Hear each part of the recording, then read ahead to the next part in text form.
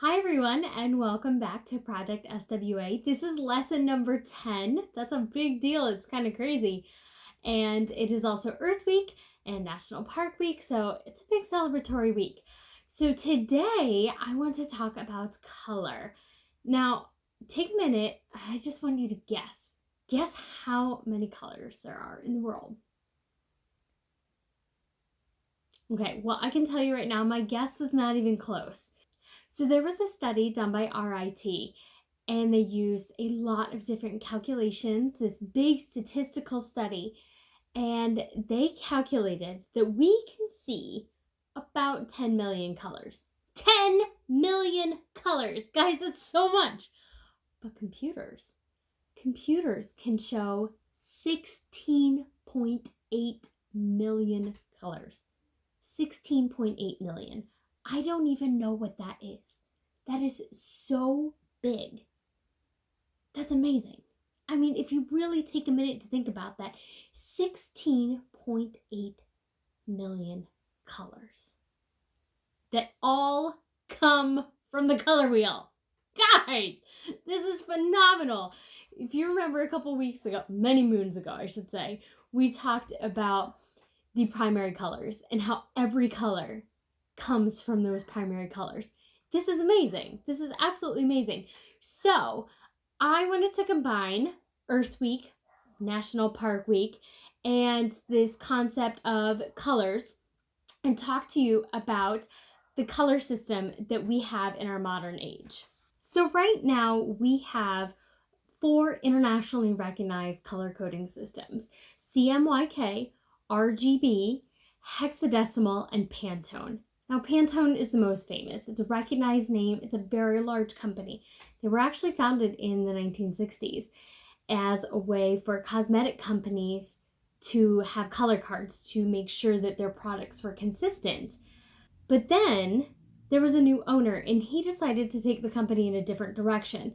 He wanted to focus on color matching, and thank goodness that he did, because he revolutionized the way that we use and have color in our products in its consistency. And you might not think that's a big deal, but it is. You know, when an artist buys a tube of paint that says such and such blue, they want to make sure that that's the right blue. They don't want to get home and find it's off a shade or something else. You can't really correct that at home. The manufacturer has to do that. Or painting companies that do wall paint hire people not only to come up with the names for these paints, but to actually find new colors. What a wonderful job. So that's what we are going to do today. We are going to make our own color matching chips, and then we are going to go on a field trip and try to find these colors out in the world. So I'm really excited for today. It's going to be a really simple working day in the studio, but then I really hope that you hold on to these cards and you have a lot of fun with them on your adventures. It's finally getting nice outside. Woo! No more snow, please. And I hope that you've learned a little bit about color matching, and I hope you think about the color wheel in a totally different way now. It's not this isolated little rainbow disc. It has real applications. 16.8 million. Guys, this is nuts.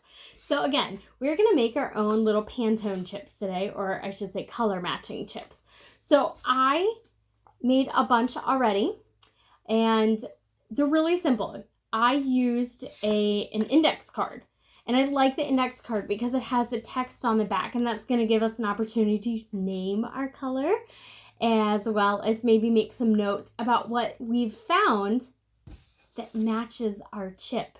So what you will need for today, you're going to need a pencil, some scissors, you're going to need watercolor paint, crayons, markers, whatever you have. Watercolor paint is probably going to be the easiest because you can mix it and make new colors. Crayons, you're going to have a really hard time kind of blending and making a nice homogeneous color. Markers, you guys know I'm not a big fan of markers, but if you want to experiment, go for it.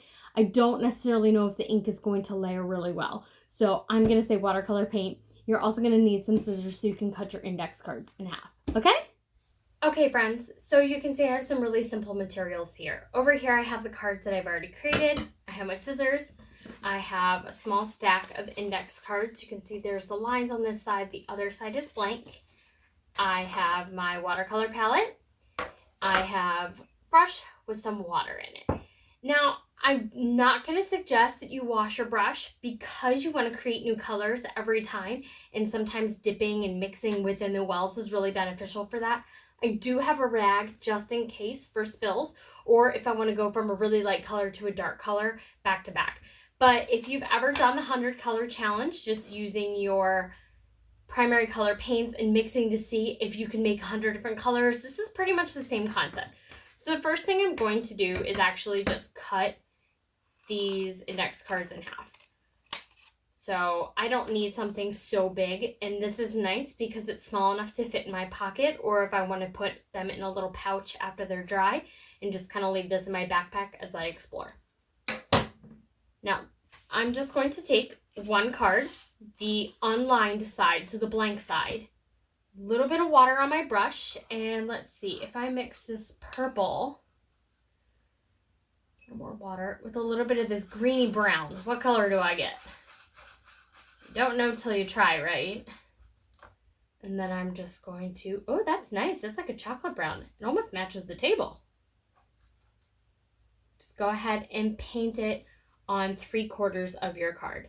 You can go the whole way, but I am choosing to leave a white patch at the bottom because every time I hold my card, I'm going to want to hold on to the white edge.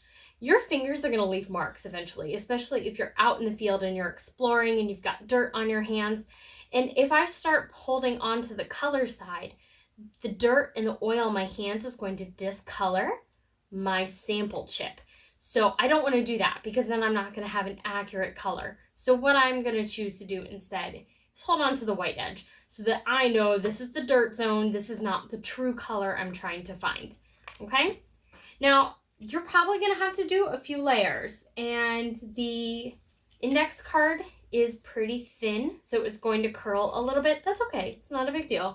Just go ahead and hold it down with your hands and layer this on and then let it dry. And then when these are dry, you can pack them up and take them out on an adventure. So that's one. That's kind of a nice brown. I have a lot of these bright colors. I wonder if I add a little red to this, what color I get.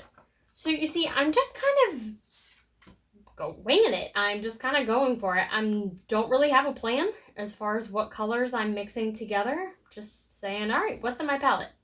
What can I make from what is here? And I think that's kind of that's the gospel of this art class, huh? What can I make with what I have? Maybe a little more red. All right, guys, so I would say maybe make 10 chips and see what colors you get from that, and then go out on an adventure. And you can add to your collection as you go. You might even find really interesting pebbles or leaves that you want to bring back home and try to make a color based upon that. So that would be a really fun activity too. Okay guys, I have a little collection of chips right here, so I'm actually gonna pack these up, head outside, and see what I can find that matches these. Okay guys, so we are actually in my backyard right now, and it's a beautiful sunny day. I'm gonna take my chips around and see what I can find. Now keep in mind, I am wearing sunglasses, so I'm probably gonna have to take these off to make sure I have an accurate match. So let's see what we can find. Okay, so I was trying to color match this stick right here, but that's not really quite the right color, but this leaf is getting close. Bet you if I keep looking around on the ground for some of these leaves, I'm gonna get closer. Oh, that's a really good match. The back side of that leaf. So here is another match. I have part of the lilac bud that matches this green card that I made. So you can see this is pretty fun. It's not an exact match, but again, it's like a treasure hunt. So I'm finding a bunch of buds and things that are pretty close to this pink, but not nearly this light. So I'm probably gonna have better luck with the pinks and purples and the blues once we have a lot more flowers blooming.